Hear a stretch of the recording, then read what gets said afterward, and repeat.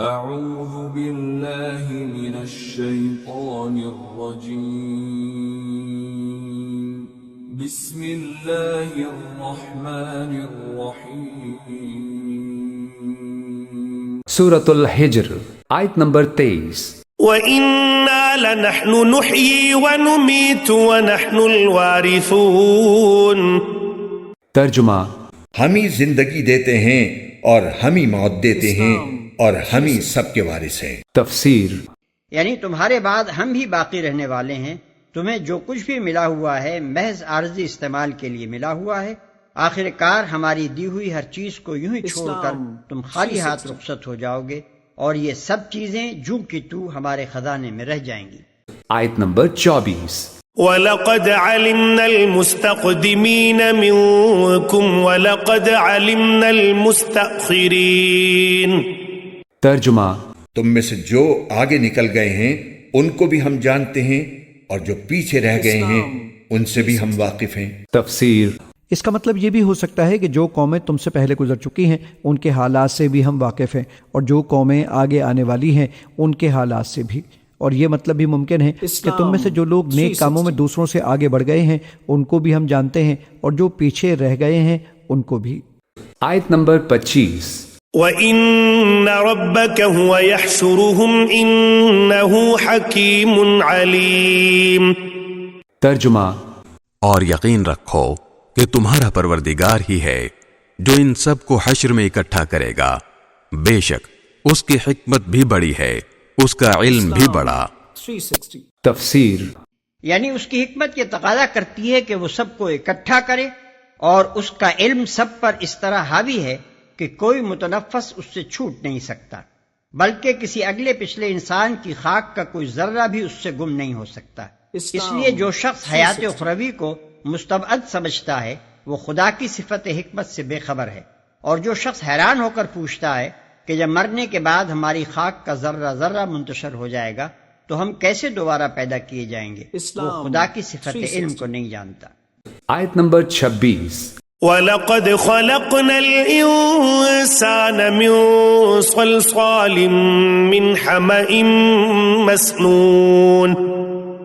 ترجمہ: ہم نے انسان کو سڑے ہوئے گارے کی کھنکھناتی ہوئی مٹی سے پیدا کیا۔ تفسیر: یہاں قرآن اس امر کی صاف تصریح کرتا ہے کہ انسان حیوانی منازل سے ترقی کرتا ہوا بشریت کے حدود میں نہیں آیا ہے، جیسا کہ نئے دور کے ڈاروینیت سے متاثر مفسرین قرآن ثابت کرنے کی کوشش کر رہے ہیں، بلکہ اس کی تخلیق کی ابتدا براہ راست ارضی مادوں سے ہوئی ہے، جن کی کیفیت کو اللہ تعالیٰ نے صلصال من حمأ مسنون کے الفاظ میں بیان فرمایا ہے۔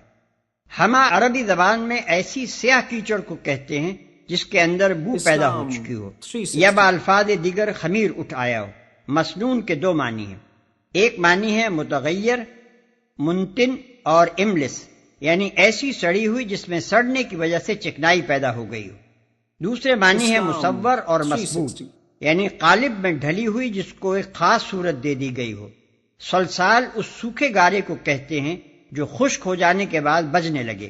یہ الفاظ صاف ظاہر کرتے ہیں کہ خمیر اٹھی ہوئی مٹی کا ایک پتلا بنایا گیا تھا جو بننے کے بعد خشک ہوا اور پھر اس کے اندر روح پھونکی گئی۔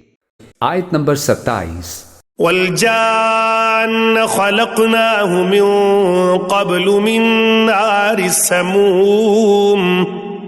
ترجمہ: اور جنات کو اس سے پہلے ہم نے لو کی آگ سے پیدا کیا تھا۔ تفسیر: سموم گرم ہوا کو کہتے ہیں، اور نار کو سموم کی طرف نسبت دینے کی صورت میں اس کے معنی آگ کے بجائے تیز حرارت کے ہو جاتے ہیں۔ اس سے ان مقامات کی تشریح ہو جاتی ہے جہاں قرآن مجید میں یہ فرمایا گیا ہے کہ جن آگ سے پیدا کیے گئے ہیں۔ آیت نمبر 28. وَإِذْ قَالَ رَبُّكَ لِلْمَلَائِكَةِ إِنِّي خَالِقٌ بَشَرًا مِّن صَلْصَالٍ مِّنْ حَمَإٍ مَسْنُونٍ۔ ترجمہ: اور وہ وقت یاد کرو جب تمہارے پروردگار نے فرشتوں سے کہا تھا کہ میں گارے کی کھنکھناتی ہوئی مٹی سے ایک بشر کو پیدا کرنے والا ہوں۔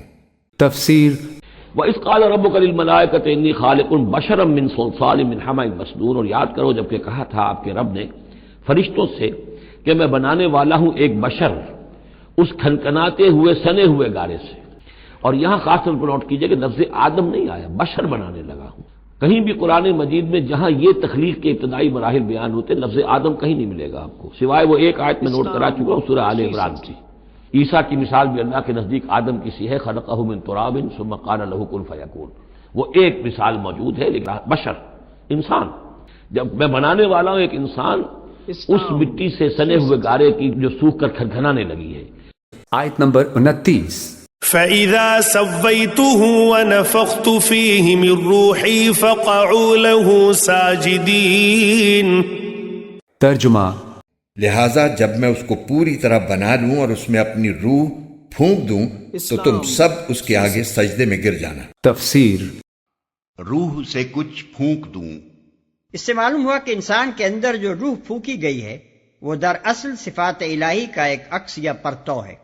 حیات، علم، قدرت، ارادہ، اختیار اور دوسری جتنی صفات انسان میں پائی جاتی ہیں جن کے مجموعے ہی کا نام روح ہے، یہ دراصل اللہ تعالیٰ ہی کی صفات کا ایک ہلکا سا پرتو ہے جو اس کالبد خاکی پر ڈالا گیا ہے، اور اسی پرتو کی وجہ سے انسان زمین پر خدا کا خلیفہ اور ملائکہ سمیت تمام موجودات ارضی کا مسجود قرار پایا ہے. یوں تو ہر وہ صفت جو مخلوقات میں پائی جاتی ہے اس کا مصدر و منبع اللہ تعالیٰ ہی کی کوئی نہ کوئی صفت ہے، جیسا کہ حدیث میں آیا ہے کہ نبی اکرم صلی اللہ علیہ وسلم نے فرمایا اللہ تعالیٰ نے رحمت کو 100 حصوں میں تقسیم فرمایا، پھر ان میں سے 99 حصے اپنے پاس رکھے اور صرف ایک حصہ زمین میں اتارا. یہ اسی ایک حصے کی برکت ہے جس کی وجہ سے مخلوقات آپس میں ایک دوسرے پر رحم کرتے ہیں، یہاں تک کہ اگر ایک جانور اپنے بچے پر سے اپنا کھر اٹھاتا ہے تاکہ اسے ضرر نہ پہنچ جائے تو یہ بھی دراصل اسی حصہ رحمت کا اثر ہے. بخاری و مسلم. مگر جو چیز انسان کو دوسری مخلوقات پر فضیلت دیتی ہے وہ یہ ہے کہ جس جامعیت کے ساتھ اللہ کی صفات کا پرتو اس پر ڈالا گیا ہے اس سے کوئی دوسری مخلوق سرفراز نہیں کی گئی. یہ ایک ایسا باریک مضمون ہے جس کے سمجھنے میں ذرا سی غلطی بھی آدمی کر جائے تو اس غلط فہمی میں مبتلا ہو سکتا ہے کہ صفات الہی میں سے ایک حصہ پانا الوہیت کا کوئی جز پا لینے کا ہم معنی ہے، حالانکہ الوہیت اس سے وراء الورا ہے کہ کوئی مخلوق اس کا ایک ادنا شائبہ بھی پا سکے. آیت نمبر 30. فسجد الملائکۃ کلہم اجمعون. ترجمہ. چنانچہ سارے کے سارے فرشتوں نے سجدہ کیا. تفسیر. فسجد الملائکۃ کلہم اجمعون. اب یہ تیسری مرتبہ پڑھ رہے ہیں ہم قرآن حکیم میں یہ قصہ آدم و ابلیس. تو کیا سجدہ سب فرشتوں نے، کل کے کل نے، سب نے مل کر. دیکھیے یہ جو ہے تاکید کی انتہا ہے، فرشتوں میں سے کوئی بھی مستثنا نہیں رہا، نہ جبرائیل، نہ میکائیل، نہ اسرافیل. آیت نمبر 31. الا ابلیس ابا ان یکون مع الساجدین. ترجمہ. سوائے ابلیس کے کہ اس نے سجدہ کرنے والوں میں شامل ہونے سے انکار کر دیا. تفسیر. الا ابلیس، سوائے ابلیس کے. اور اس میں پھر گمان ہوتا ہے کہ شاید یہ بھی فرشتہ تھا، فرشتہ نہیں تھا. اس کی وجہ سورہ کہف میں مل جائے گی. ابا ان یکون مع الساجدین، اس نے انکار کیا سجدہ کرنے والوں کے ساتھ ہونے سے. آیت نمبر 32. قال یا ابلیس ما لک الا تکون مع الساجدین. ترجمہ. اللہ نے کہا ابلیس تجھے کیا ہوا ہے کہ تو سجدہ کرنے والوں میں شامل نہیں ہوا. تفسیر. قال یا ابلیس ما لک الا تکون مع الساجدین. اللہ نے فرمایا ابلیس کیا ہوا تجھے، کیا سبب ہے، تو کیوں نہیں ہوا سجدہ کرنے والوں کے ساتھ. آیت نمبر 33.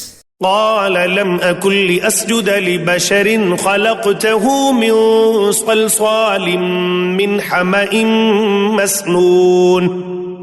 ترجمہ.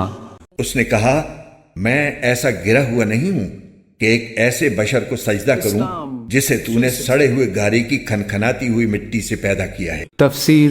قال لم اکن لاسجد لبشر خلقته من صلصال من حمأ مسنون. اس نے کہا میرے لیے یہ روا نہیں ہے، میرے لیے ممکن نہیں ہے کہ میں سجدہ کروں اس بشر کو جس کو تو نے پیدا کیا ہے سنے ہوئے گارے سے جبکہ وہ کھنکھنانے لگا ہوا. آیت نمبر 34. قال فاخرج منها فإنك رجيم. ترجمہ. اللہ نے کہا اچھا تو یہاں سے نکل جا کیونکہ تو مردود ہو گیا ہے. تفسیر. قال فخرج منها فإنك رجيم، اللہ نے فرمایا تو نکل جاؤ یہاں سے، اس میں سے نکل جاؤ، اس لیے کہ اب تم مردود ہو گئے ہو۔